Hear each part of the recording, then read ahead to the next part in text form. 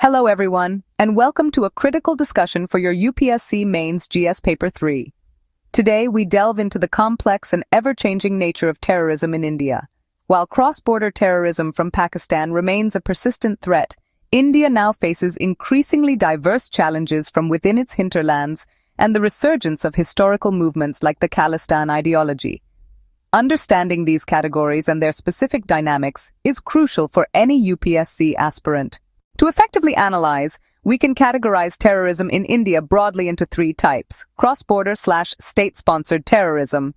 This is the most traditional form, primarily from Pakistan, using proxies to destabilize J&K and other border states.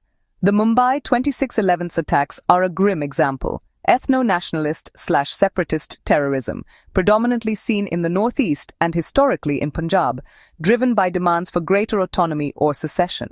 Religiously motivated terrorism and homegrown radicalization, increasingly focused on radicalizing individuals through extremist ideologies, often using digital platforms. This feeds into hinterland terrorism and lone wolf attacks.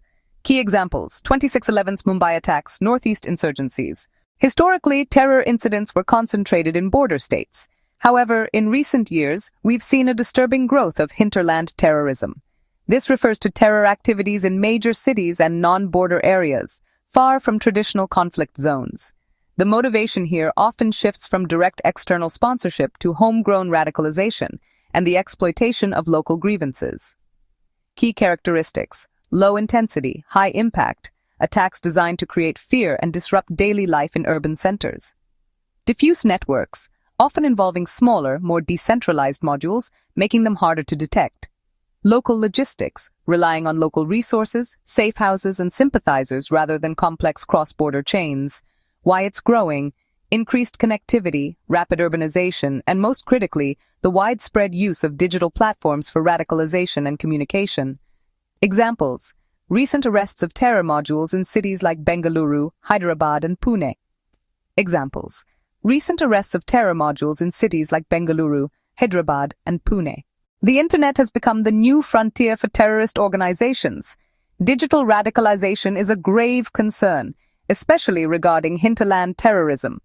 Groups like ISIS and Al-Qaeda effectively use social media platforms, encrypted messaging apps, and online propaganda to spread ideology, disseminate extremist narratives globally, recruit and indoctrinate, target vulnerable youth, grooming them for terror activities, provide training, share bomb-making guides, combat instructions, and operational security tips, inspire lone wolf attacks, encourage individuals to act independently without direct logistical support from a larger group.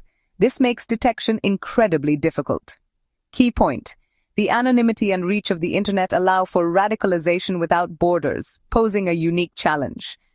Now, let's turn our attention to the Khalistan Movement, a separatist Sikh movement seeking to create an independent state. While militancy peaked in the 1980s, India effectively countered it. However, we've seen a concerning resurgence of Khalistan sentiments, particularly fueled by radical elements operating from abroad. Historical context: roots in post-partition grievances, demand for a separate Sikh state, and the rise of militancy in the 1980s. Current manifestations: online propaganda, extensive use of social media to spread divisive content, glorify past militants, and garner support among the Sikh diaspora.